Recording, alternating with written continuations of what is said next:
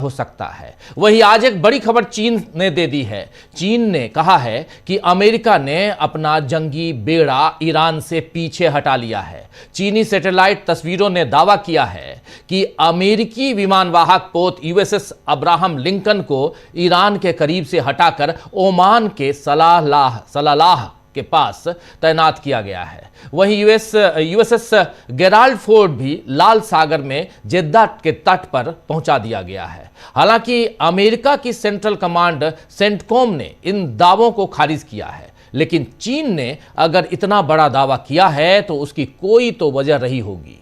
वैसे भी ट्रंप इस वक्त जिस तरह नेटो देशों या बाकी सहयोगियों से मदद की अपील धमकी भरे शब्दों में कर रहे हैं, धमकी भरे स्वर में कर रहे हैं, उससे समझ आ रहा है कि उन पर जंग का फंदा फंस चुका है।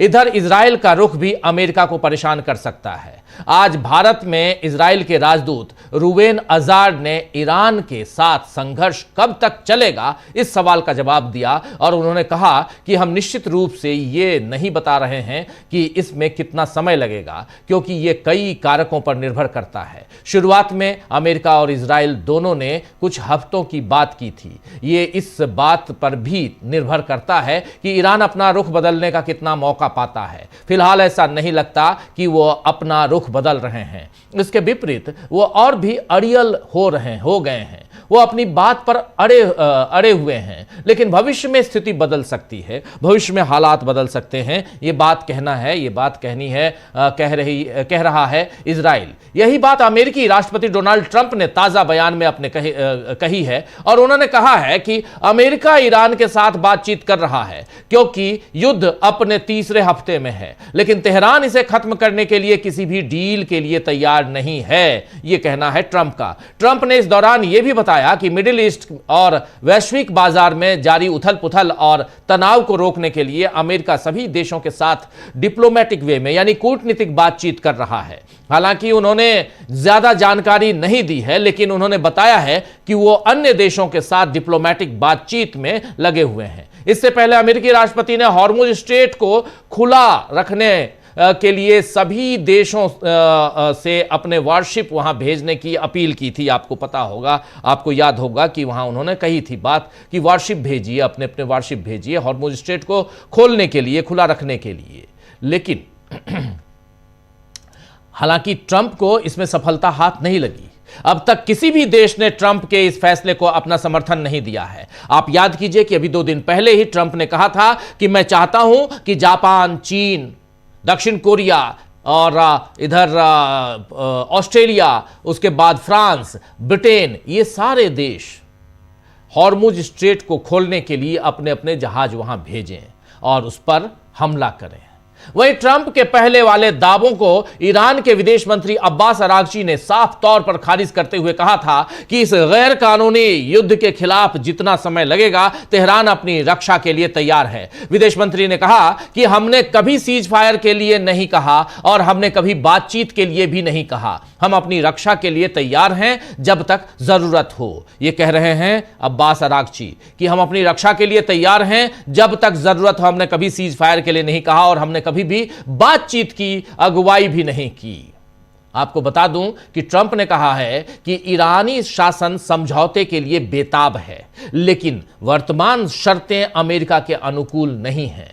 उन्होंने साफ किया, स्पष्ट किया कि युद्ध खत्म करने के लिए तेहरान अभी तैयार नहीं है। यह बात उधर अमेरिका कह रहा है, अमेरिका के राष्ट्रपति कह रहे हैं। तो ईरान का रुख बदल नहीं रहा है। यह बात 17वें दिन, आज 17वां दिन है इस युद्ध का। 17वें दिन अगर इजराइल और अमेरिका को समझ आ रही है कि ईरान का रुख यहां नहीं बदल रहा है, तो इसका एक ही मतलब है कि युद्ध की पूरी तैयारी किए बिना अपने देशों को ट्रंप और नेतन्याहू ने लड़ाई में झोंक दिया और इसका खामियाजा आम लोग भुगत रहे हैं। इधर रूस ने, जी हां, रूस की भी एंट्री है। इधर रूस ने UNSC, United nation security council में एक आपात बैठक बुलाई है, जिसमें अमेरिका पर ईरान में एक लड़कियों के स्कूल पर कथित ड्रोन हमले के लिए जवाबदेही तय करने की मांग की गई है। इस हमले में 170 छात्राएं और शिक्षिकाएं मारी गईं। रूसी विदेश मंत्री सर्गेई लावरोव ने कहा है कि यह हमला अंतर्राष्ट्रीय कानून का घोर उल्लंघन है। अमेरिका को तुरंत स्पष्टीकरण देना चाहिए और दोषियों को सजा मिलनी चाहिए। यूएन के एक प्रारंभिक रिपोर्ट में यह कंफर्म हुआ था कि हमले में MQ-9 रीपर ड्रोन का प्रयोग हुआ था जो अमेरिकी वायुसेना इस्तेमाल करती है। यह बात यहां पर सर्गेई लाव्रोव ने कही है, रूस के विदेश मंत्री। अगर स्कूली बच्चों पर हमले के आरोप सच साबित होते हैं दोस्तों, तो यह डोनाल्ड ट्रंप की बड़ी हार हो सकती है। जी हां, डोनाल्ड ट्रंप की बड़ी हार यह हो सकती है अगर यूएनएससी में और उसके अलावा अलग अलग जांच एजेंसियां जो हैं वो इसे साबित कर देती हैं। और दूसरी तरफ अमेरिका की भद्द पिट रही है। ईरान से अमेरिका, ट्रंप जो हैं वो पीछे हटते हुए दिखाई दे रहे हैं। तो आज चर्चा करेंगे कि अब ईरान से पीछे हट जाएगा क्या पूरी तरह से अमेरिका, या पहले से ही पीछे हटना अमेरिका शुरू कर चुका है। इसकी चर्चा करते हैं। ये बहुत इंपॉर्टेंट सवाल है कि क्या पहले से ही अमेरिका इस युद्ध से पीछे हटना शुरू कर चुका है, और कैसे डोनाल्ड ट्रंप ने अपने देश की भद्द पिटवा दी है। चलिए शुरुआत करते हैं। हमारे साथ कुछ वरिष्ठ साथी जुड़े हुए हैं, उनसे पहले आपका परिचय करवाता हूं और आगे बढ़ते हैं। देखिए, इस वक्त हमारे साथ 3 वरिष्ठ साथी जुड़े हुए हैं। डॉक्टर प्रकाश हिंदुस्तानी जी हैं, अमलेंदु उपाध्याय जी हैं, शकील अख्तर जी हैं। आप तीनों का स्वागत है, इस्तकबाल है। स्वागत इस्तकबाल आप तमाम दोस्त साथी शुभचिंतक आप सबका जो अब तक जुड़ चुके हैं, उनका भी, जो जुड़ने वाले हैं उनका भी स्वागत करता हूं। अमलेंदु जी, सबसे पहले आपके पास आना चाहता हूं। अमलेंदु जी, कैसे देखा जाए ये जो हो रहा है? और हमारे साथ सुनील शुक्ला जी भी जुड़ गए। सुनील जी, आपका भी स्वागत है। स्वागत इस्तकबाल एक बार फिर आप तमाम दोस्तों, साथियों, शुभचिंतकों आप सबका। अमलेंदु जी, कैसे देखते हैं आप अमेरिका को यहां इस युद्ध में, डोनाल्ड ट्रंप को? इसका मतलब अब ट्रंप साहब जो हैं उन्होंने अपनी हार मानना, स्वीकार करना शुरू कर दिया। इसको आप इसी तरीके से देख सकते हैं कि अब ट्रंप साहब जो है वो हकीकत समझ रहे हैं और जमीन पर ट्रंप साहब ने वो उतरना शुरू कर दिया है। इसको इसी तरीके से देखा जाए, चूंकि जो ट्रंप साहब की अब घोषणाएं हैं और जिस तरीके से आज वो, राजीव जी, देखा जाए अपने मित्रों से गिड़गिड़ा रहे थे कि तमाम देश जो है वो अपनी सेना भेज दें हॉर्मुज स्ट्रेट को, जो है वो स्ट्रेट को खुलवाने के लिए, और यहाँ तक कि चीन से भी कह रहे थे कि भाई आप भी भेजिए, जो कि हम तो वहाँ से सिर्फ 1% तेल हमारा आता है, आपका तो 90% तेल वहाँ से आता है। इस तरीके की बातें जो कर रहे थे, उससे ये समझ में आ गया कि ट्रंप साहब अब बुरी तरीके से फंस चुके हैं, निकलने का रास्ता ढूंढने की कोशिश कर रहे हैं। सवाल ये उठता है कि आज आप जिन देशों से कह रहे हैं, खासतौर से 7 देशों का जिनका आप नाम ले रहे हैं कि वो अपनी सेनाएं भेजें, क्या आपने ईरान पर हमला करने से पहले इन 7 देशों से कुछ पूछा था? पूछा था, बिल्कुल। अगर आपने इनसे पूछा होता तो ये 7 देश आपकी मदद करें कि भाई ठीक है ट्रंप साहब, आपने हमसे पूछ के हमला किया था तो हम करें। तब 7 देश ही नहीं, इस पे तो कई देशों ने सवाल खड़े किए हैं, नेटो ने। जी बिल्कुल राजीव जी, नेटो ने तो सवाल खड़े किए ही हैं और इनके सहयोगियों ने ही सबसे पहले सवाल खड़े किए हैं। सबसे पहली आवाज जो है वो स्पेन से खुलकर आई, और कीर स्टारमर की सबसे पहले आई, यूके से आई आवाजें एकदम खुलकर। तुर्की के जो है एर्दोगन, वो खुलकर अब बोल रहे हैं। इटली बोल रहा है, फ्रांस भी बोल रहा है। तो सब, राजीव जी, अगर ये सब बोल रहे हैं, जापान का हम लोगों ने दिन में बताया था, जापान की प्रधानमंत्री जो है राजीव जी, वो खुलकर कह रही है कि हमसे तो कुछ कहा नहीं गया और जब कहा जाएगा तब देखेंगे इस पर। तो यानी एक तरीके से देखा जाए राजीव जी, तो अब ये चिंताएं ट्रंप साहब की बढ़ रही हैं। इधर जाने वाले थे ट्रंप साहब चीन, और चीन की यात्रा उनकी डिले हो रही है। ये ट्रंप साहब खुद स्वीकार कर रहे हैं कि वो यात्रा डिले हो सकती है। तो यानी एक तरीके से कहा जाए, ट्रंप साहब ने खुद जो है शेखी में आकर, एक तरीके से कहा जाए, या अंदाजा उनको नहीं था ईरान की शक्ति का, ये कहिए, या ईरान की जनता की शक्ति का भरोसा ट्रंप साहब को नहीं था। उन्होंने सोचा था कि जनता जो बगावत कर देगी और निकल कर आ जाएगी। तो ये जैसे उन्होंने सोचा था वो हो नहीं पाया, और उसकी वजह से उनको दिक्कतों का सामना करना पड़ रहा है। क्योंकि जनता, राजीव जी, वहां की, ईरान की, एकदम खुलकर जो है वो अपनी सरकार के साथ, अपने निजाम के साथ खुलकर खड़ी हो गई है। यानी आप देखिए कि अब 5000 से ज्यादा जो है उन नागरिक ठिकानों पर बमबारी स्वीकार की है अमेरिका ने खुद। और ईरान का कहना है कि 30 लाख लोग जो हैं वो इससे प्रभावित हुए हैं, विस्थापित हुए हैं, यानी जिनके सिर से छत छीन ली है अमेरिका ने। इसके बावजूद अगर लोग बड़ी तादाद में निकल रहे हैं, और कल राजीव जी एक वीडियो काफी ज्यादा वायरल हो रहा था, एक व्यक्ति जो, उसकी कार जो थी वो मिसाइल के हमले से चोटिल हो गई, मतलब कार में काफी ज्यादा नुकसान हुआ, और वो रात को उसी कार को लेकर जो था वो रैली में निकल पड़ा, और वो काफी ज्यादा वायरल हुआ वीडियो। तो ये जज्बा जो है राजीव जी वहां की जनता का, ट्रंप साहब को इस जज्बे की उम्मीद नहीं रही थी कि इस तरीके का जज्बा भी वहां की जनता दिखा सकती है। क्योंकि उनको लगा था कि जिस तरीके से अपने एजेंट्स भेजकर उन्होंने पिछले दिनों वहां खून खराबा करवाया था, तो उनको लगता था कि शायद ये वहां की जनता जो कर रही है, लेकिन वहां के लोगों को ही ये समझ में आ गया था कि ये बाहर से आए हुए भाड़े के टट्टू हैं जो ये सब कर रहे हैं, और नुकसान उसमें वहां के नागरिकों का ही हो रहा है। तो ये इनके लिए कहा जाए राजीव जी, बैकफुट पर आना जो है वो ट्रंप साहब के लिए ये शुरू हो गया। तो अब राजीव जी, अब जिस तरीके से कहा जा रहा है, जैसे आपने अभी बताया कि चीन ने जो है वो विजुअल्स जारी कर दिए हैं कि इनका जो है वहां से पीछे हट गया है अब्राहम लिंकन, और ट्रंप साहब जो है वो गालियां दे रहे हैं अपने देश के मीडिया को कि वो गलत खबरें फैला रहा है कि साहब वहां से अब्राहम लिंकन जो दूर चला गया है, या अब्राहम लिंकन पे जो हमला हुआ है। तो ये अब चाहे आप अपने मीडिया को गाली दीजिए और चाहे आप चीन को गाली दीजिए या कुछ कीजिए, लेकिन अब्राहम लिंकन पे आपके चोट हुई है, और आपको उस पर बहुत ज्यादा भरोसा था अब्राहम लिंकन पे। हमला करने से पहले आपने यही धमकियां दी थी कि हमारा अब्राहम लिंकन जो है हम उसे भेज रहे हैं और ईरान को तबाह कर देगा और क्या जाने क्या क्या कर देगा। ईरान ने सबसे पहले उस अब्राहम लिंकन पे ही हमला किया। तो आपकी कमर जो थी जिसपे आपको नाज था, उस अब्राहम लिंकन को ही उसने तोड़ दिया।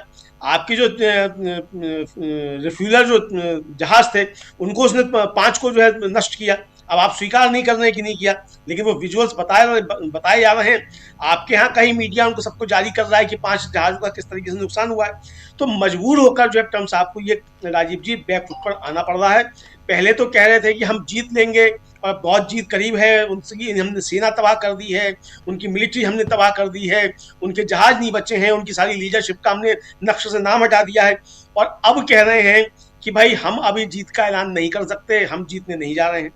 तो अब राजीव जी इसका मतलब कि जमीन पर आना जो है ट्रंप साहब ने शुरू कर दिया है। लेकिन अब बात यही है राजीव जी कि इतना ज्यादा रायता ट्रंप साहब ने फैला दिया और इतनी ज्यादा शेखी बगाड़ दी कि अब कोई बीच में पड़कर अगर समझौता कराना भी चाहे तो ट्रंप साहब की जिम्मेदारी कौन लेगा। जी। क्योंकि जब वार्ता चल रही थी ईरान के साथ, तो ओमान बीच में जब राजीव जी कर रहा था मध्यस्थता, 26 फरवरी को बातचीत हुई, 27 फरवरी को ड्राफ्ट तैयार हुआ, और ओमान के विदेश मंत्री का वक्तव्य आ गया कि हम एक बिल्कुल डील पर पहुंच चुके हैं, सारी चीजें तय हो चुकी हैं और उसकी घोषणा होना बाकी है।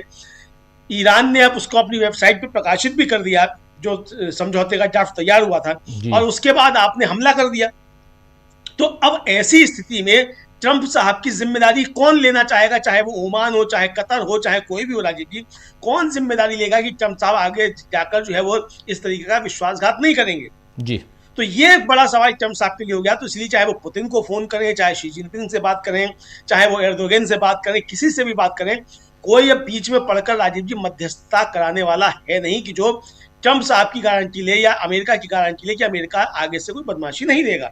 ये साफ तौर पर समझ में आ रहा है। तो इसीलिए ट्रंप साहब के सामने रास्ता यही बचता है कि राजीव जी वहां से बिना किसी घोषणा के चुपचाप निकल आए, अपने नागरिकों को वहां से निकालने, जो वो कर भी रहे हैं, अपने वहां से सैन्य अड्डे समाप्त करें, उनको हटाएं वहां से, जिसके लिए धीरे धीरे उन्होंने काम करना शुरू कर दिया है पर्दे के पीछे से। वो सब करें और ईरान की शर्तें माने और ईरान का जो नुकसान हुआ है उसकी भरपाई करें। राजीव जी, जो जान की हानि हुई है उसकी तो भरपाई खैर कोई नहीं कर सकता, लेकिन जो आपने उसके संसाधनों का नुकसान किया है उसका हर्जाना भरना पड़ेगा ट्रंप साहब को। ये साफ तौर पर अब समझ में आ रहा है, तभी ट्रंप साहब की जान बच सकती है इस युद्ध से राजीव जी। और नेतन्याहू ने अपने चक्कर में ट्रंप साहब को बुरी तरीके से फंसा दिया है। एपस्टीन फाइल्स का राजीव जी बार बार नाम आ रहा है कि एपस्टीन फाइल्स में जिस तरीके से ट्रंप साहब फंसे हुए हैं, उसी का नेतन्याहू ने फायदा उठाया, उसी में ब्लैकमेल किया, और उसी ब्लैकमेलिंग में ट्रंप साहब ने एपस्टीन फाइल्स से ध्यान हटाने के लिए इस युद्ध में अमेरिका को झोंक दिया।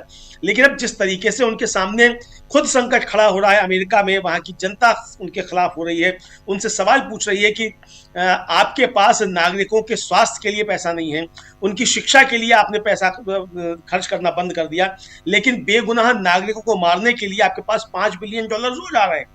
तो ये कहां से आ रहे हैं, इसका इंतजाम कैसे हो रहा है, ये सवाल राजीव जी वहां उठ रहा है। इधर वहां मिड टर्म पोल है, उसमें भी ट्रंप साहब पूरी तरीके से फंसे हुए हैं। एक तरीके से कहा जाए कि ट्रंप साहब ने खुद को तो फंसाया, अपनी पार्टी को फंसाया, और बुरी तरीके से अमेरिका की जो दादागिरी थी वो दादागिरी भी अब नहीं बचेगी, ये समझ में आ रहा है राजीव जी। जी जी जी, बिल्कुल बिल्कुल। प्रशांत जी भी हमारे साथ जुड़ गए हैं। प्रशांत जी, आपका स्वागत करता हूं इस कार्यक्रम में। इस बीच कीर स्टारमर जो ब्रिटेन के प्रधानमंत्री हैं, उनका बयान आया है। ज़रा उनके बयान को देखते हैं, क्या कह रहे हैं कीर स्टारमर। बहुत इंपॉर्टेंट इसलिए हो जाता है क्योंकि ब्रिटेन से भी आह्वान किया था डोनाल्ड ट्रंप ने कि आ जाओ, जहाज़ लेके आ जाओ और हॉर्मुज को खाली करवा लेते हैं। जापान को भी कहा था, जापान के प्रधानमंत्री का भी बयान आया और उन्होंने भी साइनाई ने कहा कि मुझे आधिकारिक रूप से कोई वो नहीं मिला है, यहाँ इस ढंग की बातें हम तक नहीं आई हैं। आधिकारिक रूप से अगर कोई ऐसी बात अमेरिका से आती है तो हम विचार उस पर बात करेंगे, लेकिन अभी इस पे कुछ भी कहना ठीक नहीं होगा, ये जापान का कहना है। चीन ने भी साफ साफ मना कर दिया है। और ब्रिटेन क्या कह रहा है, कीर स्टारमर क्या कह रहे हैं, ज़रा देखिए। Whether to commit British troops to military action is the most serious responsibility for any Prime Minister. I have been attacked by some for my decision not to join the offensive against Iran. But at every stage I've stood by my principles. Principles which I held just as strongly when it came to debate about the Iraq War in 2003. Principles which I believe are shared by the British people, that our decision should be based on a calm, level-headed assessment of the British national interest. And that if we are to send our servicemen and women into harm's way, the very least they deserve is to know that they do so on a legal basis and with a proper, thought-through plan. Now, there are others who would have made a different decision 2 weeks ago. तो सुना आपने, यहाँ पे कीर Starmer कह रहे हैं कि Iran के खिलाफ आक्रमण में शामिल ना होने के मेरे फैसले के लिए कुछ लोगों ने मेरी खूब आलोचना की है। कुछ अन्य लोग पूरी जानकारी के बिना ही ब्रिटेन को इस जंग में धकेल देते हैं। ये नेतृत्व करना नहीं बल्कि अनुसरण करना होगा। अगर मैं ऐसा करूंगा, मेरा नेतृत्व ब्रिटिश हितों के लिए दृढ़ रहना है, चाहे कितना भी दबाव मुझ पर क्यों ना आए। यानी साफ साफ कह रहे हैं, मैं प्रेशर में नहीं आने वाला, मेरे ऊपर दबाव डालने की कोशिश मत कीजिए, मैं आपका अनुसरण नहीं करूंगा, आपको फॉलो नहीं करूंगा, मुझे अपने देश के हित का ख्याल रखना है। ये कह रहे हैं यहां कीर स्टारमर। जरा जल्दी से आना चाहता हूं प्रशांत जी आपके पास, और तमाम साथी हमारे साथ बने हुए हैं। प्रशांत जी, ये कैसे देखा जाए, कीर स्टारमर, उधर जापान, इधर चाइना और उधर ऑस्ट्रेलिया, इधर स्विट्जरलैंड, फिर स्पेन और फिर फ्रांस, सारे देशों को आप देखिए, सब डोनाल्ड ट्रंप के खिलाफ हैं। कह रहे हैं कि मत ढकेलिए जबरदस्ती, हमसे पूछ के आपने नहीं किया था, युद्ध की शुरुआत नहीं की थी। देखिए, ईरान के बहाने कीर स्टारमर या यूरोप या नेटो बहती गंगा में हाथ धोने का काम कर रहा है। वो ईरान के बहाने उनको एक जो बुली था, जो टैरिफ की बार बार धमकियां देता था, उसकी गर्दन पकड़ने का मौका मिल गया है। और ये राजनीति है, पॉलिटिक्स है, इसमें ये सब चीज़ें बड़ी जायज़ हैं। लेकिन देखिए, यूरोप की स्थिति और भारत की स्थिति और एशिया की स्थिति थोड़ा फर्क है। इस वक्त ट्रंप किस में परेशान है? आप देखिए कि ट्रंप ने शुरुआत किया था कहाँ से? ईरान जो है न्यूक्लियर बॉम्ब डेवलप कर रहा है, न्यूक्लियर प्रोग्राम है उनका, न्यूक्लियर वेपन प्रोग्राम है, वहाँ से शुरू किया। फिर रिजीम चेंज, और उसके बाद अब फंस गए कहाँ पे? हार्मोज में, हार्मोज जल संधि में जाके फंस गए। और इसमें जिम्मेदार, दुनिया जिम्मेदार मानेगी भारत के प्रधानमंत्री नरेंद्र मोदी को। देखिए, यूरोप और एशिया की स्थिति फर्क है। यहाँ पे भारत का 40% गैस हार्मोज से होके आता है, एशिया की ज्यादातर सप्लाई वहीं से आती है, यूरोप की सप्लाई वहां से होके नहीं आती है। यूरोप के सामने दूसरा डायलेमा है। यूरोप दो चीज से परेशान है, एक जो ग्लोबल प्राइस ऊपर गया वॉर की वजह से, और दूसरा उनको रशिया के खिलाफ सैंक्शंस कम करने पड़ेंगे रशिया से गैस या ऑयल लेने के लिए।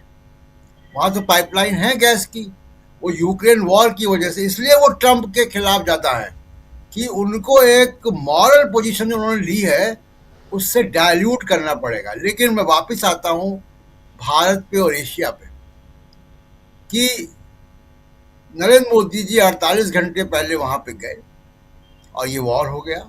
उसकी परिणति ये हुई कि हरमोज संधि बंद है। हरमोज संधि हम लोग कई बार चर्चा कर चुके हैं कि वो किसी मिलिट्री तरीके से नहीं खाली कराया जा सकती। अभी कोई वॉरशिप नहीं ले जा सकता वहां पे अभी, क्योंकि माइंस है वहां पे। तो क्या अमेरिका के पास इतनी बड़ी नौसेना क्यों नहीं, वो नेटो से क्यों कह रहे हैं, यूरोप से क्यों कह रहे हैं, खुद लगा दे। लेकिन वो नहीं लगा रहे। 40% भारत की गैस वहां से आ रही है, पेट्रोल आ रहा है। 55% हमारी गैस वहां से आती है, 40% हमारा ऑयल वहां से आता है। अब देखिए वहां पे अभी तक केवल 2 टैंकर निकले गैस के, एलपीजी के, वो भी बार्टर में हुआ है कि उनके जो नौसैनिक यहाँ पे फंस गए थे उनको चार्टर प्लेन से कोच्चि से रवाना किया गया और उनके जहाजों को जो यहाँ फंस गए थे श्रीलंका में उनको एस्कॉर्ट करके उनके समुद्री बाउंड्री तक पहुंचाया गया। ये बार्टर डील है। और भारत में ईरान के सुप्रीम लीडर के जो रिप्रेजेंटेटिव हैं डॉक्टर माजिद इलाही, उन्होंने बहुत साफ स्टैंड क्लियर कर दिया है कि भारत के लोगों ने ईरान का साथ दिया। भारत के लोग अमेरिका के और इजराइल के युद्ध के खिलाफ हैं। लोग, सरकार नहीं उनका जी। भारत के लोगों को गैस की दिक्कत हो रही, इसलिए हमने ईरान को कहा, सरकार को कहा कि आप इनको रियायत दें। तो ईरान ने बड़ा साफ एकदम अलग अलग कर दिया कि भारत के लोग और भारत सरकार। और ये बड़ा एम्बैरेसमेंट नरेंद्र मोदी जी के लिए कि जिसको आप कहते थे कि इतिहास से भी पुराना दोस्त है उनका ईरान, जब वहाँ गए थे जी। और अडानी के लिए डील भी करके आए थे। लेकिन वो अब वो जिम्मेदार इसके कि क्यों क्या नहीं कर पा रहे। सारे देश में लाइनें लगी हुई हैं, आप जितना भी कहें फेक न्यूज है कुछ है, लेकिन देश में लाइनें लगी हुई हैं गैस की, सिलेंडर की। इसका नरेंद्र मोदी जी क्या कर रहे हैं? क्या लाइनें लगवाने का शौक है? कभी नोटबंदी के बाद, कभी कोरोना में, कभी लॉकडाउन में और अब एलपीजी के लिए। तो ये लाइनें लगवाने का अगर शौक है तो आप ये शौक पूरा हो जाएगा विधानसभा के चुनाव में, हम देख लेंगे। लेकिन ज्यादा जिम्मेदारी इसमें मोदी जी की है, क्योंकि क्या उनको मालूम नहीं था कि हमारी गैस कहाँ से आती है? क्या उनको मालूम नहीं था कि हमारा ऑयल कहाँ से आता है? अब पूरे एशिया के उसको प्रभावित कर दिया आपने अकेला। मैं क्यों नरेंद्र मोदी जी को सिंगल आउट कर रहा हूँ? क्या जापान के प्रधानमंत्री ने इजराइल के साथ दिया? क्या एशिया के किसी कंट्री ने नेतन्याहू को फोन किया? क्या यूरोप के किसी कंट्री ने नेतन्याहू को फोन किया? कोई गया पिछले 2 साल में जब से उनको अंतर्राष्ट्रीय क्रिमिनल घोषित किया गया? कोई नहीं गया। क्या किसी ने उनको बुलाया अमेरिका के अलावा अपने देश में? नहीं बुलाया। इसलिए नरेंद्र मोदी जिम्मेदार हैं, क्योंकि उन्होंने नेतन्याहू को एक जो वॉर क्रिमिनल है, घोषित वॉर क्रिमिनल है इंटरनेशनल वॉर क्रिमिनल कोर्ट से, उसको आपने जो है एक तरीके से उकसावा दिया। और उसकी नतीजा ये है कि पूरे देश में लाइनें लगी हुई हैं। ये देश की जनता को सवाल पूछना है। एस जयशंकर रोज सुबह एक ट्वीट कर देते हैं कि आज मेरी उनसे बात हुई, उनसे बात हुई। उनके ट्वीट का कोई क्या करेगा? केवल बात हुई, तो डिप्लोमेसी कहाँ जा रही है? कोई समझौता हो रहा है कहीं? तो इसलिए ट्रंप की तो अपनी लड़ाई है, इजराइल की अपनी लड़ाई है, लेकिन बिना मतलब, इसको कहते हैं कि मतलब आ बैल मुझे मार, कि आपने खुद अपने आप से एक अपने देश के लिए एक परेशानी मोल ले ली। अपना रुपया भी डिवैल्यू करवाया, तेल की कीमतें भी बढ़ी, गैस की लाइनें भी लगी, और अंतर्राष्ट्रीय स्तर पे आपकी भद्द भी उड़ गई कि आप ही के देश में, आप ही का मित्र देश ईरान, उसका रिप्रेजेंटेटिव ये कह रहा है कि हमने भारत के लोगों के लिए रियायत दी है, सरकार की वजह से नहीं दी है। जी जी बिल्कुल। बिल्कुल आप सही कह रहे हैं, सरकार की वजह से नहीं। यहाँ पे बहुत महत्वपूर्ण बातें यहाँ भारत के हिसाब से हो जाती हैं। भारत पे हम आएंगे, भारत पे और भी बात करेंगे, शकील जी भी हमारे साथ हैं, लेकिन ज़रा भारत से इतर ईरान की बात और उसमें भी अमेरिका की बात। 17वें दिन ये जंग कहाँ है, क्योंकि इससे पूरी दुनिया प्रभावित है। कई देशों को यहाँ अमेरिका ने, ट्रंप ने अपने साथ लेने की कोशिश की, लेकिन वो देश इनके साथ क्यों नहीं जा रहे हैं, इसको एक बृहद पैमाने पर ज़रा देखने की ज़रूरत है कि कैसे ये जंग जो है धीरे धीरे खिंचती चली जा रही है और उसके पीछे ट्रंप की कौन सी रणनीति है, स्ट्रेटेजी क्या है। क्या यहां पर ट्रंप अपनी रणनीति में पिछड़ गए हैं, क्या आखिर क्यों कल एक वीडियो आया उनका बिन्यामिन नेतन्याहू का, और उस वीडियो में वो बताने की कोशिश कर रहे हैं कि देखो भाई मैं जिंदा हूं, कॉफी पी रहा हूं, मेरे हाथ में 10 उंगलियां हैं, एक हाथ में 6 उंगलियां नहीं हैं। ये सब बताने की कोशिश आखिर क्यों कर रहे हैं, ये सब जानने की, समझने की जरूरत है। और इधर भारत में जो हो रहा है, आज भारत में दूसरा एक 3-4 खबरें इतनी हिंदुस्तान से भी आ रही हैं। सुनील शुक्ला जी पहले आपके पास आता हूं, फिर शकील जी, डॉक्टर प्रकाश हिंदुस्तानी जी, आप सबके पास आता हूं। एक्चुअली सुनील जी, भारत में आएंगे हम, क्योंकि आज राज्यसभा का चुनाव भी हुआ है, उस पर भी उसके रिजल्ट आते हैं, उस पर भी बात करेंगे। लेकिन उससे इतर ज़रा ये समझना है कि अमेरिका यहाँ आज की तारीख 17वें दिन, और अब क्या वो रास्ता खोज रहा है कि कैसे निकला जाए। और जो सैटेलाइट तस्वीरें चीन ने दी हैं, मुहैया कराई हैं, जिसमें वो लगातार कह रहा है, चीन की तरफ से कहा गया है कि अमेरिका अपने युद्धपोत को, वॉरशिप को वहाँ से हटा रहा है, इसके क्या मायने? क्या वो जंग हार गया है अंदर खाने, ये माना जाए?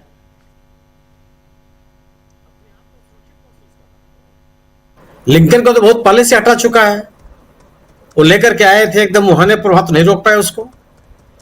अपने जब हॉर्मुज से ये कहा गया कि वहां से जो व्यावसायिक पोत है उनको निकालने के लिए सुरक्षा प्रदान की जाए, अमेरिका ने कहा कि हम नहीं कर सकते हैं, वहां सब खुद साहस करें।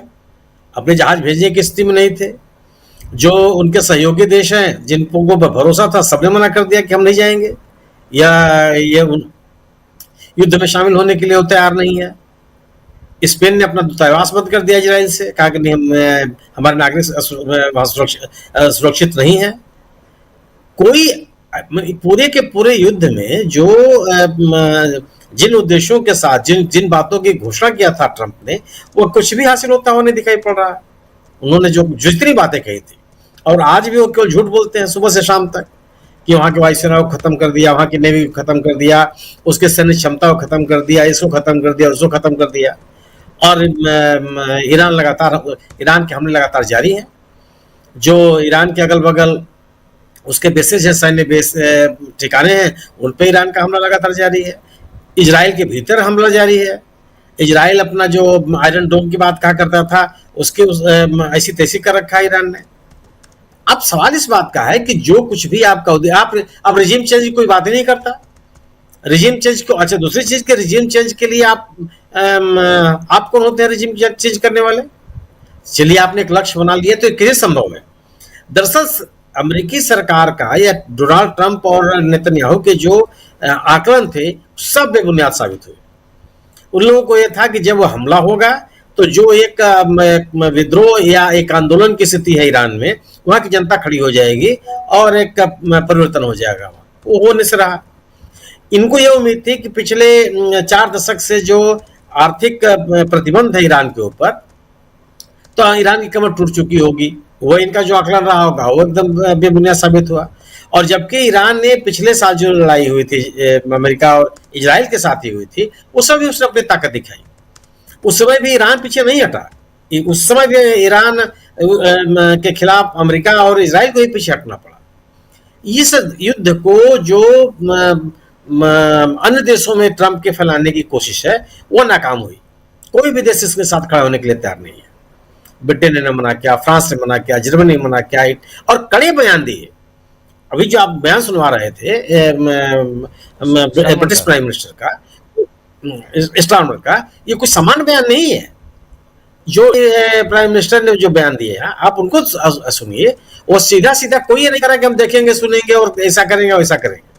सीधे कह रहे हैं कि ये इस युद्ध से कुछ हासिल होने वाला नहीं है, और इस युद्ध के पीछे हमारी कोई सलाह नहीं ली गई है। नाटो देश अमेरिका के साथ खड़े होने के लिए तैयार नहीं है। कोई कैसे खड़ा हो जाएगा? आप अपने जो कुछ निहित स्वार्थ हैं, उन स्वार्थों के लिए आप लड़ाई लड़ेंगे, पूरी दुनिया आपके पीछे खड़ी हो जाएगी। क्यों खड़ी हो जाएगी? आखिर कुछ तो कारण हो जो लोगों को समझ में आवे कि ईरान पे हमला आपने क्यों किया। आप बात करते हो कि हॉर्मुज को बंद कर दिया और ये मानवाधिकार का उल्लंघन है। गाजा में आप क्या कर रहे थे? वो मानवाधिकार का संरक्षण था। आप स्कूलों पे, ईरान के स्कूल में हमला करके 150 से अधिक बच्चियों को आपने मार डाला, वो मानवाधिकार का संरक्षण है। किस तरह की आप दोहरी बातें कर सकते हैं? पूरी तरह से इजराइल ने तो पूरे की पूरे इस इलाके में कभी मानवाधिकार को कोई महत्व ही नहीं दिया। और जो मानवाधिकार की बात कर रहा है कि नहीं हॉर्मुज से अगर आप नहीं जाने देंगे तो ये आम लोगों के खिलाफ एक कार्रवाई है। बट आम जनता के खिलाफ निरंतर कार्रवाई करने वाला इजराइल इस मुद्दे को मानवता के साथ जोड़ने की कोशिश कर रहा है। किस समझ से जोड़ोगे आप, और कौन लोग इसको स्वीकार कर लेंगे? 17वें दिन जो आप ये जो लड़ाई है, मेरा अपना मानना है कि इतने दिनों तक इजराइल के खिलाफ ईरान का युद्ध में बने रहना, लगातार हमले करना, इजराइल के जो सैन्य ठिकाने उनको टारगेट करना, अपने पड़ोस के उन देशों में जहां पे अमेरिकी सैन्य ठिकाने हैं उन पे हमला करना और सफलतापूर्वक हमला करना, ये बताता है कि जिस किसी उद्देश्य के साथ इजराइल और अमेरिका ने इस युद्ध में शामिल होने की बात कही होगी वह दूर दूर तक मिलने वाला नहीं है। वजह मैं ये मानता हूं कि ईरान अपने आप को बचाने के लिए, अपने देश की संप्रभुता को बचाने के लिए, अपनी सीमाओं को की सुरक्षा के लिए इस लड़ाई को लड़ रहा है। ईरान की पूरी जनता ईरान की हुकूमत के पीछे खड़ी है। वह उनके साथ है कि हम लड़ेंगे और अपने देश को बचाएंगे। वो साथ उनके परंपराओं में शामिल है कि वो लड़ने में पीछे नहीं हटेंगे। एक उनको एक मकसद मिला हुआ है। वो कहते हैं कि जीतेंगे तो देश को बचाएंगे, मारे जाएंगे तो शहीद कहलाएंगे। इस जज्बे के साथ अगर पूरी जनता खड़ी है, जो बाकायदे दिखाई पड़ रही है, ऐसा भी नहीं है नेतन्याहू जैसे लोगों को एक वीडियो जारी करना पड़ रहा है कि मैं हूं, मैं यहां हूं और मैं वहां हूं, और अपने लोगों के साथ क्यों नहीं दिखाई पड़ते हैं?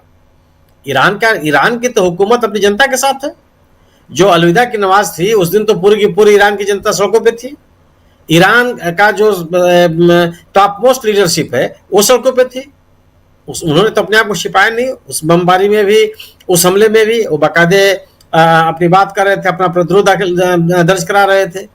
अब भी करा लीजिए, अभी अपने लोगों के साथ उपस्थित हो जाइए। ईरान स्वीकार कर रहा है कि हम ठिकानों पे हमले हुए, वो जो एक दो ही सही लेकिन कुछ मीडिया हाउसेस को जाने की इजाजत दे रहा है। इजराइल को नहीं कर लेता।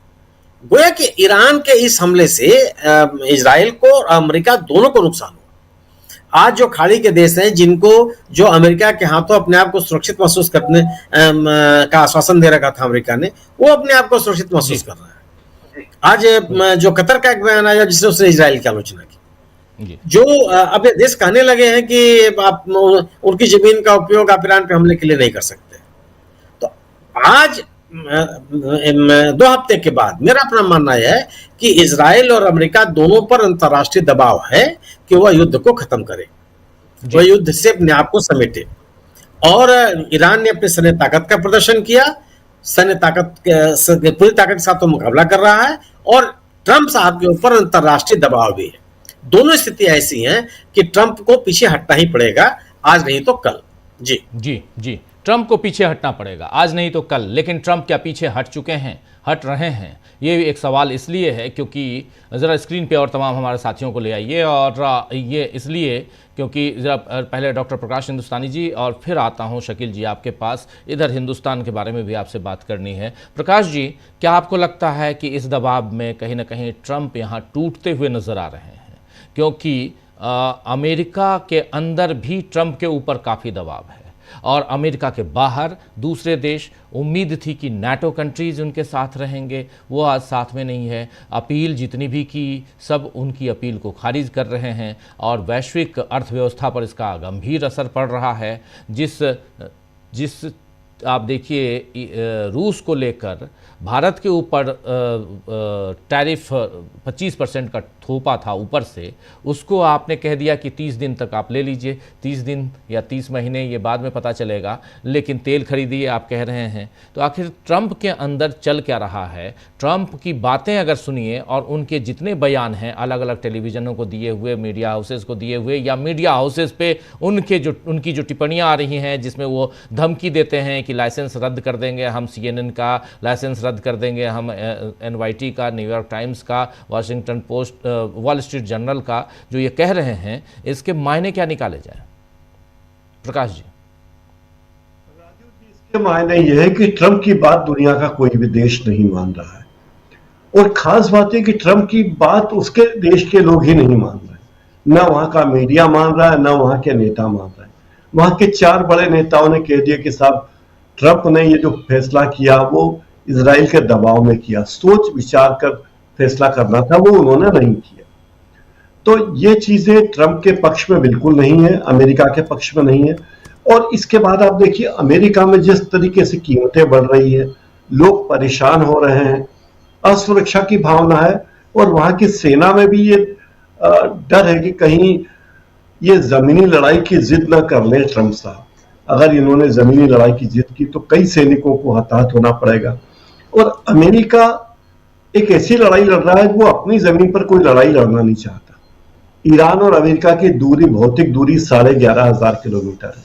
ईरान के पास ऐसे कोई हथियार नहीं है मैं कह रहा हूं कि वो सीधा सीधा अमेरिका पे हमला कर, उसके पास ऐसे कोई विकल्प नहीं है।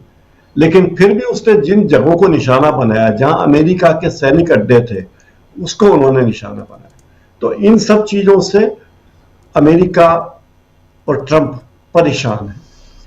ईरान की जवाबी रणनीति इतनी खतरनाक होगी, इतनी सख्त होगी, इसकी कल्पना ना तो ट्रंप ने की होगी ना उनके साथियों ने की होगी। क्योंकि जिस तरीके से ईरान ने 20 साल से अमेरिकी युद्धों का अध्ययन किया और ऐसी व्यवस्था बने कि केंद्रीय कमांड नष्ट होने पर भी स्थानीय कमांडर और यूनिट स्वतंत्र रूप से लड़ सके, ये इसका अंदाज ट्रंप को नहीं होगा। दूसरा यह है कि ईरान सीधे सीधे अमेरिका, इजराइल और इजराइल की सैन्य ताकत का मुकाबला नहीं कर सकता। लेकिन उसने जो तरीके अपनाए, मिसाइल, ड्रोन, प्रॉक्सी ग्रुप्स और क्षेत्रीय हमले, उसने अमेरिका को मुश्किल में डाल दिया। एक बात तय है कि ईरान के सैनिक, ईरान की कौम जो है वो एक लड़ाका कौम है, मार्शल कौम है। उस कौम के लोगों से लड़ना, जूझना किसी भी देश के लिए आसान बात नहीं है, क्योंकि जब कोई व्यक्ति अपने देश के लिए मर मिटने पर तैयार हो तो उसका कोई विकल्प नहीं।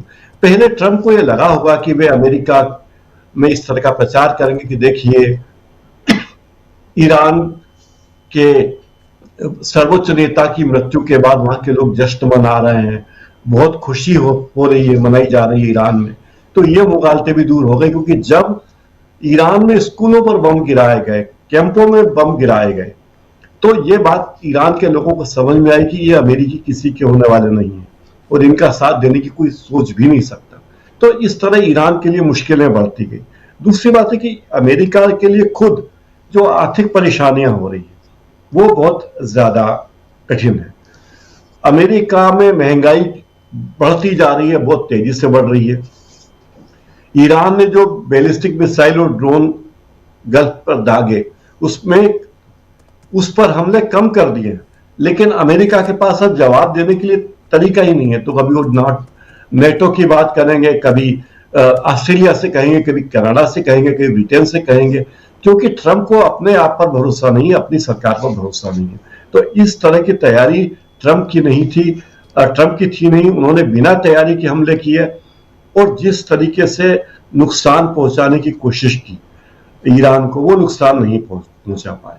अमेरिका को इसमें सैनिक नुकसान हुआ, सैनिकों की मृत्यु हुई, उसके विमान नष्ट हुए, फ्यूल भरने वाले विमान नष्ट हुए, आर्थिक नुकसान हुए, स्ट्रेट ऑफ हॉर्मुज बंद होने से तेल की शिपिंग गिर गई। तो इससे अमेरिकी बाजार भी गिर रहे हैं। ट्रंप को उससे भी निपटना है। अगर हॉर्मुज में तेल की शिपिंग रुकती है तो इससे अमेरिका का भला नहीं होने वाला है। ये बात भी ट्रंप को समझ में आ रही है।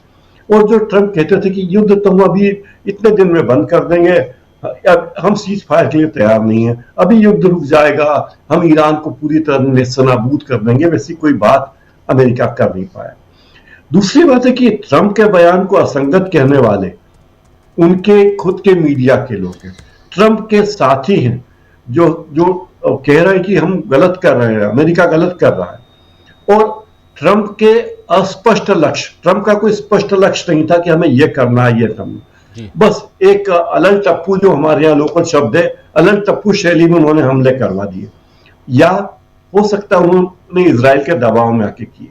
लेकिन ट्रम्प की मदद ना नेटो कर रहा है, ना चीन कर रहा है, ना जापान कर रहा है, ना यूके कर रहा है, कोई उसकी मदद करने के लिए तैयार नहीं। जर्मनी, ऑस्ट्रेलिया और जापान ने तो सीधा सीधा मना कर दी। एक ऑस्ट्रेलियाई सेनेटर ने तो साफ साफ कहा कि ट्रम्प खुद एक फासिस्ट और युद्ध अपराधी है। और अमेरिकी पीएम कीर स्टारमर ने तो अमेरिका की आलोचना ही कर दी। यानी आप देख लीजिए किस तरह से पिटाई हो रही है अमेरिका की। ये पिटाई अस्पष्ट रणनीति की तैयारी की कमी है, सहयोगियों की कमी है अमेरिका के पास, इजराइल के अलावा कोई उसका सहयोगी नहीं है। और घरेलू विरोध जो हो रहा है, कीमतें बढ़ाने के अलावा ट्रम्प की लोकप्रियता या जो भी उसकी प्रसिद्धि रही हो, उसको बहुत बड़ा नुकसान हुआ। तो इन सब बातों से ट्रम्प ज्यादा बौखला गए और अब वो उनके हाथ में करने के लिए कुछ है नहीं, तो बड़े परेशान हैं। और खास करके भारत की बात अगर हम करें तो भारत को लेकर तो कैसी कैसी बातें कही जा रही सोशल मीडिया में, बड़ी शर्मनाक बातें भी कही जा रही कि हम ईरान के साथ कंधे से कंधा लड़ाकर खड़े हैं और इजराइल के साथ हम बैठे हैं, इस तरह की बातें की जा रही। तो भारत के लिए गरिमापूर्ण कतई नहीं है। ईरान ने जो अध्ययन किया, जो लड़ाई लड़ी, पूरी तैयारी में है ईरान। ईरान के लिए अनपेक्षित नहीं था कि यह दिन आएगा, ईरान इसके लिए तैयार था। अमेरिका इसके लिए तैयार नहीं था कि इतना तगड़ा जवाब ईरान देगा, अमेरिका के इतने अड्डों को तबाह करने के लिए कदम उठाएगा, इसकी अमेरिका को भनक नहीं थी। उन्हें लगा कि हम कहेंगे और ये मान लेंगे, जिस तरह भारत और पाकिस्तान के नेता मान गए तो उन्हें लगा पूरी दुनिया के लोग उनकी बात मान जाएंगे। तो ऐसा नहीं। अब अमेरिका के लिए स्थिति बुरी है, ट्रम्प के लिए भी स्थिति बहुत बुरी है, इस बात को आप कतई नहीं भूल सकते। जी जी जी शकील जी, आपके पास आऊँ, लेकिन एक वीडियो अभी बेंजामिन नेतन्याहू ने एक वीडियो और जारी किया है, बता रहे हैं कि मैं जिंदा हूँ, बार बार बता रहे हैं। ज़रा उस वीडियो को ले आइए स्क्रीन पे, और बार बार बता रहे हैं कि मैं जिंदा हूँ, देखिए ज़रा। פה עם שיר ושיר. איזה יופי פה. תודה רבה. תודה, איזה תודה לכם. אלופים, תודה רבה. תודה לכם. טוב, קצת לספוג שמש. תודה לכם. של מי הכלב? שלך. איזה סוג זה? כנענית, ישראלית. כנענית ישראלית, כל הכבוד. טוב, גם לה מגיע קצת. ישראלית אמיתית. יאללה, לכולכם מגיע. כן, כן. יצאתם להתעורר קצת? כן. לא, יפה מאוד.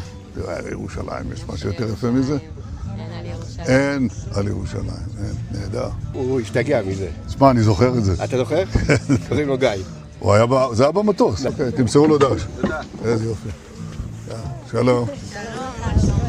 שלום לכם. גם אתם יצאתם קצת להתעורר? קצת להתעורר. כמובן שיש מרחב מוגן במקום כזה. מרחב מוגן, איפה את יודעת? ממש שמה, בטח. א' ב' זה לבדוק. כמה צעדים מכאן, נכון? כמה צעדים. יופי, זה הכי חשוב. צה"ל ינצח ואנחנו נשמור על עצמנו. מצוין, זה בדיוק. חד משמעי. את אמרת הכי טוב. תשמע, הציבור מבין את העניין. אבל הנה הפרט הכי חשוב, איך קוראים לו? दिशा निर्देशों का पालन करते हुए मिलकर जीत हासिल करेंगे, ये इसके साथ लिखा है इन्होंने। दिशा निर्देशों का पालन करते हुए मिलकर जीत हासिल करेंगे, ये लिखते हुए इन्होंने इस वीडियो को साझा किया है। और कल एक और वीडियो कल शाम को साझा किया था जिसमें वो कॉफ़ी पी रहे हैं, उंगलियां दिखा रहे हैं कि देखो हमारे हाथ में 5 ही उंगलियां, 6 नहीं हैं, ये बताते हुए। शकील जी, आखिर क्या ज़रूरत पड़ी कि यहाँ नेतन्याहू दुनिया को बता रहे हैं कि मैं जिंदा हूं? जी, जब लोगों को आप पर अविश्वास होता है, आपकी विश्वसनीयता खत्म हो जाती है, तो ये सब करना पड़ता है। एक वीडियो काफी था कल का, लेकिन नहीं, उसके बावजूद पूरी दुनिया में, ख़ासतौर से अमेरिका में और उससे ज़्यादा इजराइल में, वहाँ सवाल पैदा हो रहे थे। तो अपने लोगों को बताने के लिए उन्हें ये दूसरा वीडियो जारी करना पड़ा कि न केवल मैं जिंदा हूँ बल्कि हंस भी रहा हूँ, लोगों से बात भी कर रहा हूँ और सार्वजनिक जगह पे हूँ। लेकिन इससे वो भरोसा या वो हिम्मत या वो आत्मविश्वास अब वापस अमेरिका और इजराइल में आने वाला नहीं है। देखिए हुआ क्या है इस सारे प्रकरण में। ये कोई जमीनी लड़ाई नहीं थी जो हफ्तों महीनों चलती। अमेरिका ने और इजराइल ने हवाई हमला किया था, और हवाई हमला किसी भी देश पे इस टारगेट के साथ किया जाता है, इस सोच के साथ किया जाता है कि हम 2 दिन में, 4 दिन में इस मामले को ख़त्म कर देंगे और उन्हें मजबूर कर देंगे कि वो समर्पण कर दें।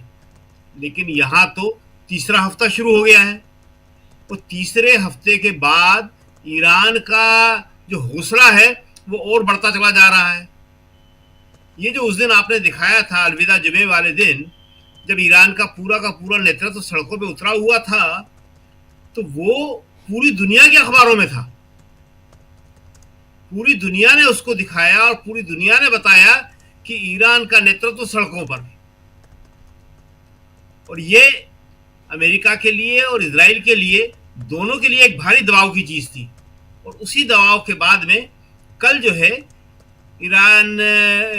इजराइल ने नेतान्याहू का जो वीडियो है वो जारी किया, लेकिन फिर भी लोगों को विश्वास नहीं हुआ। तो आज फिर हुआ। अब इन सब चीजों से न उनकी जनता में हौसला पैदा हो रहा है और न अंतर्राष्ट्रीय स्तर पर वो कोई समर्थन जुटा पा रहे हैं।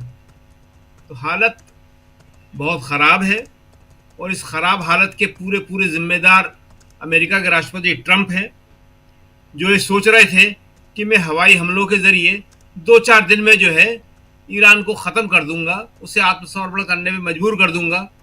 लेकिन जब अमेरिका, जो अपने आप को दुनिया का सबसे ताकतवर बताता है, और इजराइल जो कहता है कि ये पूरी दुनिया में जितने भी जासूसी के उपकरण हैं और जितने भी हवाई हमले रोकने के तरीके हैं वो सब मैं ही भेजता हूँ, उसके हमले होने लगे और वो नहीं रोक पाया। आयरन डोम जिसे कहता था वो खत्म हो गया उसका। तो पूरी दुनिया में मैसेज गया कि इन लोगों की बातें केवल हवाई थी। इन लोगों में जो है कोई भी ऐसी जान नहीं है, ऐसा इनके पास रक्षा का इंतजाम नहीं है कि जो ये हमको बचा सके या किसी और को बचा सके। नेटो देशों को क्या कहते थे ये कि तुम्हें हम बचाएंगे, दूसरे देशों को क्या कहते थे, और इसमें शामिल हो, हम तुम्हारी रक्षा करेंगे। अमेरिका ने जो एक छतरी दे रखी थी सबको, जो कहता था खासतौर से गल्फ कंट्रीज को, अब गल्फ कंट्रीज क्या कह रहे हैं कि इजराइल न बचा पा रहा है, न अमेरिका बचा पा रहा है, और ईरान के रोज हमले हो रहे हैं। तो स्थिति अब इजराइल के लिए और अमेरिका के लिए, दोनों के लिए बहुत ही खराब बनी हुई है। और इसमें जो सबसे खास बात है वो ये कि ईरान की जनता जो है वो सामने आ गई है, और किसी देश की जनता जो है वो हौसले के साथ खड़ी हो जाए तो फिर उसे हरा पाना किसी के बस की बात नहीं है। आप 9-10 करोड़ लोगों को न तो मार सकते हो न हरा सकते हो। वहां पे किसी भी तरह का न डर दिख रहा है, न वहां पे लोगों का हौसला टूटा है। और जिस बात को ये प्रचार कर रहे हैं वेस्टर्न मीडिया में कि उनके ड्रोन खत्म हो गए, उनके पास लड़ने की ताकत खत्म हो गई, तो रोज ईरान हमले करके बता रहा है कि ये देखो। और थोड़ी सी बात हम यहाँ की कर दें कि आज हमारी संसद में भी ये युद्ध आ गया जी। राज्यसभा में जो विपक्ष के नेता हैं मल्लिकार्जुन खड़गे, उन्होंने बहुत ही आक्रामक तरीके से इस सवाल को उठाया और कहा कि हमारे प्रधानमंत्री मोदी देश में और विदेश में दोनों जगह फेल हो गए हैं। विदेश में उन्हें जो एक भूमिका निभाना चाहिए थी वो नहीं निभा पाए, और देश में जो उन्हें एलपीजी के संकट से और तेल के संकट से लोगों को बचाना चाहिए था वो नहीं कर पाए जी। उनका सीधा सवाल था कि विपक्ष को और जनता को आपने विश्वास में क्यों नहीं लिया। पश्चिम एशिया पे उन्होंने एक चर्चा की मांग की है कि जो चर्चा होना चाहिए और वो चर्चा बहुत जरूरी है ताकि हम देख सकें कि इस युद्ध का हम पर क्या प्रभाव पड़ रहा है। बिल्कुल। देखिए, इस पूरे मामले में प्रधानमंत्री मोदी की छवि जो है वो बहुत ही कमजोर हो गई है। शायद 12 साल में सबसे कमजोर स्थिति में प्रधानमंत्री मोदी आज की तारीख में है और उसका कारण यही है कि वो एक शब्द नहीं बोल पा रहे हैं। इतना बड़ा युद्ध, पूरी दुनिया उसमें उलझी हुई है, मगर मोदी जी खामोश हैं। एलपीजी की इतनी बड़ी समस्या है, वो सोच रहे थे सॉल्व हो गई, कहीं सॉल्व नहीं हुई है। आज बोला उन्होंने, मल्लिकार्जुन खड़गे ने, कि 5,000 रुपए में, उनके शब्द हैं, एक सिलेंडर मिल रहा है एलपीजी का। आम जनता परेशान है, मोदी जी क्या कर रहे हैं? तो ये सारी जिम्मेदारी मोदी जी की थी। ये जो युद्ध है इसमें एक भारत का रोल हो सकता था शांति की तरफ। जो अमेरिका के राष्ट्रपति बार बार कह रहे हैं कि स्टेट को खुलना चाहिए, भारत को इसमें कुछ पहल करना चाहिए थी। भारत इसमें कुछ पहल कर सकता था, लेकिन भारत ने तो युद्ध से एक दिन पहले इजराइल जाके अपनी सारी साखी खत्म कर दी। जी, ये सवाल तो दुनिया भर में पूछा जा रहा है कि प्रधानमंत्री मोदी वहां पे क्यों गए थे। तो आज की स्थिति में प्रधानमंत्री मोदी के लिए सबसे खराब स्थिति है, सबसे कमजोर स्थिति है।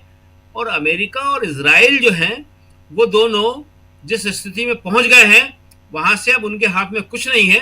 युद्ध खत्म करने का फैसला ईरान करेगा, दुनिया के बाकी देश करेंगे, और उसमें अफसोस इस बात की है कि भारत अपनी कोई भूमिका नहीं निभा पाएगा। जी राजीव जी, बिल्कुल बिल्कुल आप सही कह रहे हैं कि भारत अपनी भूमिका बिल्कुल भी नहीं निभा पाएगा। इस बीच अब्बास अरागची ने एक बयान और दिया है, बहुत महत्वपूर्ण बयान दिया है। ज़रा उसको स्क्रीन पे लाता हूँ और फिर आता हूँ सीधे प्रशांत जी आपके पास। और अब्बास अरागची का ये बयान देखिए, कह रहे हैं कि जब हम कहते हैं, अब्बास अरागची मतलब विदेश मंत्री, ईरान के विदेश मंत्री की बात हम कर रहे हैं, और उन्होंने बयान देते हुए कहा है कि हम जब कहते हैं या जब हम कहते हैं कि हमें युद्ध विराम नहीं चाहिए, तो इसका मतलब ये नहीं है कि हम युद्ध चाहते हैं। इस युद्ध का अंत इस तरह होना चाहिए जिससे ये सुनिश्चित हो सके कि हमारे दुश्मन फिर कभी ऐसे हमलों को दोहराने के बारे में न सोचें। अब उन्होंने देख लिया है कि वो किस तरह के राष्ट्र से मुकाबला कर रहे हैं। एक ऐसा राष्ट्र जो अपनी रक्षा करेगा और इस लड़ाई को वहाँ तक ले जाएगा जहाँ तक ज़रूरी होगा। ये बात कह रहे हैं अब्बास अरागची। 7वें आसमान पर ईरान का हौसला है यहाँ पे प्रशांत जी। ईरान के हिसाब से, लिहाज से देखा जाए तो ईरान को, जिसको कह रहे थे सब कि ईरान कमज़ोर है और ईरान यहाँ से पता नहीं, क्योंकि अभी से कुछ साल पहले, 5 साल पहले की बात करें, उसके बाद लगातार ईरान की जनता भी वहाँ की कुछ चीज़ों को लेकर, हिजाब को लेकर और बाकी इन चीज़ों को आप तो जाके देख के आए हैं, और कुछ अलग परिस्थितियाँ थी, लेकिन अब बिल्कुल बदल गई वहाँ की परिस्थितियाँ। और ऐसे में ईरान इतना मजबूत आज की तारीख में कैसे दिखाई दे रहा है, ये ज़रा बताइए। और यहाँ पर अमेरिका और इजराइल कहाँ दिखाई देते हैं जब ईरान अगर इतना मजबूत है। आज दरअसल हम चाहते थे, हमारे कल से ही दिक्कत हो रही है, हमारे तमाम साथी जानते हैं कि हम रोज़ 7 बजे ईरान से अपने कुछ साथियों को जोड़ा करते हैं जो प्रोफेसर हैं वहाँ पे, और इंडिया हैं तो इंडियन, लेकिन ईरान में लंबा वक्त उन्होंने गुजारा है और सरकारी तंत्र को और वहाँ की आम आवाम को बहुत अच्छी तरह से जानते हैं। लेकिन अभी 2 दिन से नेटवर्क में काफ़ी ज़्यादा इशू आ रहा है। आज भी हम जोड़ नहीं पा रहे हैं उनको। अगर अभी भी कोशिश हमारी जारी है कि अगर जुड़ जाएं तो बेहतर होगा, लेकिन फिर भी नेटवर्क इशू, युद्धरत देश है तो इंटरनेट यहाँ तो तुरंत कुछ होता है तो आप देखिए, एक छोटा सा दंगा फसाद कुछ भी हो तो इंटरनेट अपने यहाँ काट दिया जाता है, ब्लॉक कर दिया जाता है। और ईरान से हम इस युद्ध में भी जोड़ पा रहे थे तो ये बहुत ही अपने आप में एक बड़ी बात थी,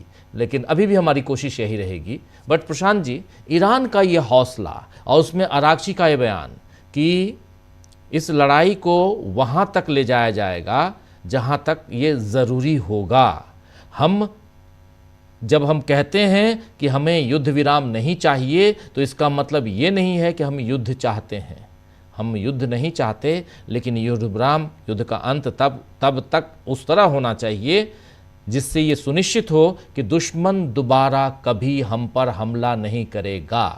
पिछले 40 साल से इजराइल चाहता था कि ईरान पे हमला हो और उसका सपना तो पूरा हुआ, लेकिन क्या यहाँ से इजराइल की उल्टी गिनती यहाँ से उसकी शुरुआत है? ये भी ज़रा बताइएगा, क्योंकि फ़िलिस्तीन इजराइल का मामला, जब भी इजराइल की बात आती है, गज़ा का मामला ये आता है। युद्ध में तय हो गई हैं। एक तो ये तय हो गया कि ये युद्ध के बाद जो एक एशिया का कम से कम और गल्फ क्षेत्र का जो एक इकोनॉमिक ऑर्डर बनेगा, उसमें ईरान का बड़ा इन्फ्लुएंस होगा। उसने जो अमेरिका के पिट्ठू अरब देश हैं उनकी कलई खोल के रख दी है और उनके तमाम बिजनेस मॉडल अब जो है उतने सस्टेनेबल नहीं होंगे जैसे हुआ करते थे। ईरान ने बहुत स्ट्रेटेजिकली हमले किए हैं और 10 महीने में उसने अपनी कैपेसिटी को कैसे बिल्ड किया है। याद कीजिए, जब जून 2025 में हमले हुए थे जी। तब ईरान को 2 दिन लगा था जवाबी हमले करने में। इस बार आधे घंटे के अंदर उन्होंने किया और लगातार किया, और इस बार उन्होंने बहुत ही, उसकी जो ज्योग्राफी है वो बहुत वाइड स्प्रेड है। उन्होंने एक भी 17 अमेरिकी अड्डों पे हमले किए हैं। अमेरिका के रडार्स खत्म कर दिए हैं। उनको साउथ कोरिया से रडार शिफ्ट करना पड़ रहा है, जिसका विरोध हो रहा है जी, थर्ड को। तो ये सब डेवलपमेंट के बाद ईरान अपने आप में एक सिविलाइजेशन है, बड़ा देश है, और आपके पास कितनी भी मॉडर्न वॉरफेयर मशीनरी हो, समाज से, जनता से, लोगों से आप नहीं लड़ सकते। ये हमने वियतनाम में देखा, ये हमने अफगानिस्तान में देख लिया। गरीब लोग, साइकिल पे वो रॉकेट लॉन्चर लेके चल रहा था, लेकिन उसने अमेरिकन फोर्सेस को वहां से जाना पड़ा। वियतनाम गरीब लोग, बिना हथियार के लड़े, वो लोग गुरिल्ला युद्ध से लड़े, लेकिन अमेरिका को हार माननी पड़ी वहां पे। और यही ईरान में होने जा रहा है। और ईरान के तो अपने पास इंडिजिनस टेक्नोलॉजी है, बड़ा देश है, उनके पास रिसर्च में बहुत इन्वेस्टमेंट है, और वो उनका एजुकेशन सिस्टम ही ऐसा है कि जो साइंटिस्ट पैदा करता है, जो पायलट्स पैदा करता है, जो तमाम रिसर्च स्कॉलर्स पैदा करता है। ईरान कोई मामूली देश नहीं है। मैं तो वहाँ के एक बायोटेक्नोलॉजी रिसर्च सेंटर में गया, और मेरे साथ एक रिसर्च स्कॉलर थे भारत के ही। उन्होंने कहा कि इनका जो रिसर्च का लेवल है वो यूरोप के बराबर है। अब आप सोचिए, बायोटेक्नोलॉजी में, मैं युद्ध की तो बात ही नहीं कर रहा हूँ। तो आप उससे अंदाज लगाइए कि ईरान के पास इंडिजिनस टेक्नोलॉजी है अपनी, और अमेरिका 6000 मील से आकर ऐसे मिसाइल के जरिए युद्ध नहीं जीत सकता है। वो, इसको हम लोग पहले भी कह चुके हैं कि टेक्निकली जो है वो ट्रंप युद्ध हार चुके हैं। केवल अपनी खींच और अपनी खिसियाहट और अपनी ईगो को सेटिस्फाई करने के लिए वो किस वक्त किस मुद्दे पर जीत की घोषणा कर दे, हमको देखना होगा। जी हाँ, किसी भी, कोई पहाड़ पे बम गिरा के कहते हैं कि यही हम चाहते थे और हमने खत्म कर दिया, तो वो ऑलरेडी घोषणा कर चुके हैं कि हमने ईरान की नेवी, आर्मी, मिसाइल कैपेसिटी सब ध्वस्त कर दी है। उसके बाद भी रोज हमले होते हैं। गल्फ कंट्रीज में रोज सायरन बज रहा है। गल्फ कंट्रीज में जो जीसीसी कंट्रीज है वहां पे धरपकड़ शुरू हो गई है वीडियो बनाने वालों की, इजराइल की तरीके से। तो युद्ध में पूरे मिडिल ईस्ट का जो इकोनॉमिक मॉडल है उसको ध्वस्त कर दिया है, और पूरा युद्ध जो है वो ईरान लेकर आ गया हरमोज पे, और यहाँ उसने कॉलर पकड़ लिया एकदम। अब हरमोज पे आप मिलिट्री पावर से उसको नहीं कर सकते। आज या कल या परसों आपको नेगोशिएट करना पड़ेगा। मैंने पहले राउंड में बताया था कि किस तरीके से मोदी जी ने अपना रोल जो है वो सीमित कर लिया। अभी शकील जी भी यही बात कर रहे थे।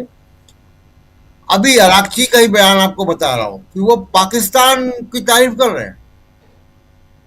पहले भी ईरान पाकिस्तान और रशिया को लेकर कह चुका कि इनके जरिए मीडिएट करेंगे।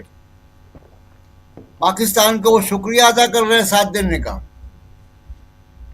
तो भारत की कोई स्थिति जो है, मतलब अभी ये भी स्थिति नहीं रह गई कि भारत अपने फंसे 20 टैंकर फंसे हुए हैं राजीव, ये भी 2 ही निकले हैं, तो वो 20 टैंकर निकलवा पाए, वो भी अभी भारत की डिप्लोमेसी में वो ताकत अभी दिखाई नहीं दे रही है, क्योंकि आपने गलत स्टैंड ले लिया। आपने ईरान के सामने तस्वीर पेश कर दी कि आप इजराइल के पार्टनर हैं, और वो सबसे बड़ी बात कि 48 घंटे पहले उनके सुप्रीम लीडर के हत्या के आप उस देश में थे, आपको मालूम था या नहीं मालूम था, ये आपने बताया नहीं।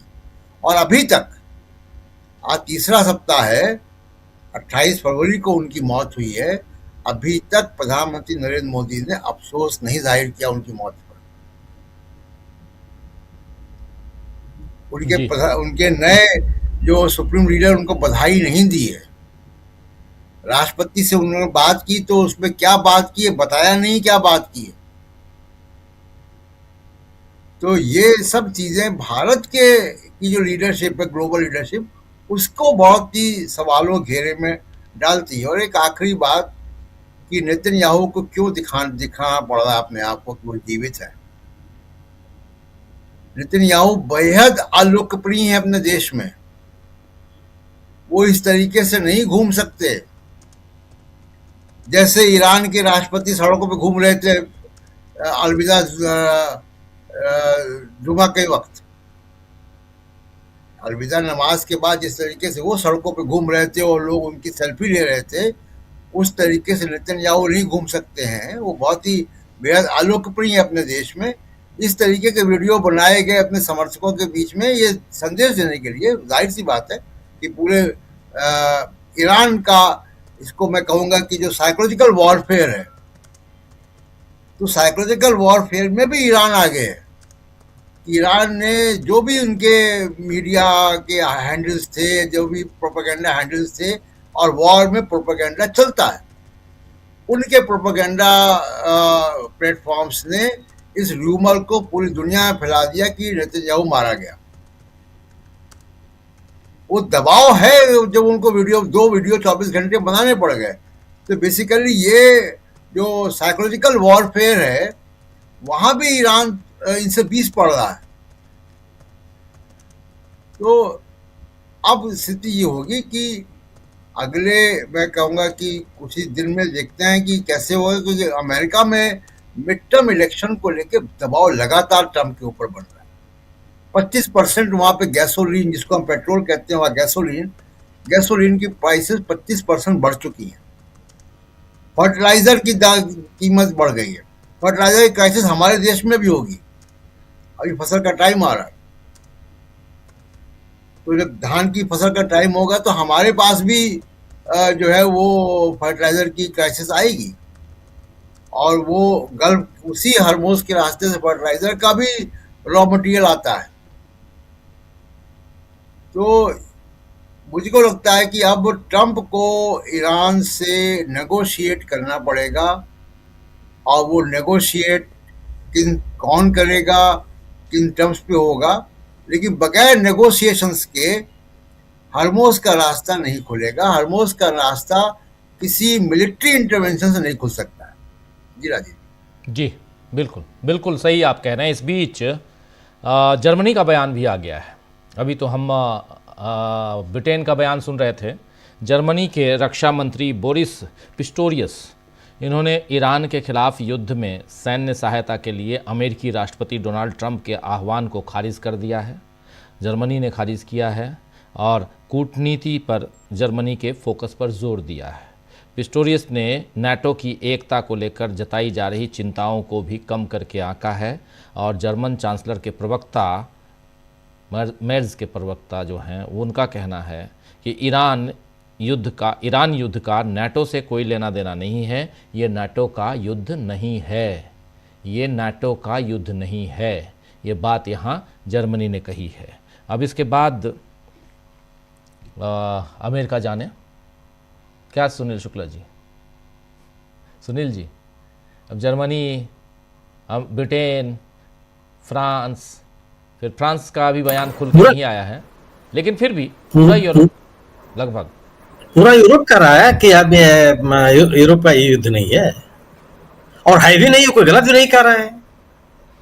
उनको जो भी इस युद्ध में शामिल होगा, जब जो ट्रंप अपने देश में अपने देश की नाराजगी झेलनी पड़ रही है उसको, तो ब्रिटेन के स्टामर का ब्रिटिश नागरिक को समर्थन करने लगेंगे।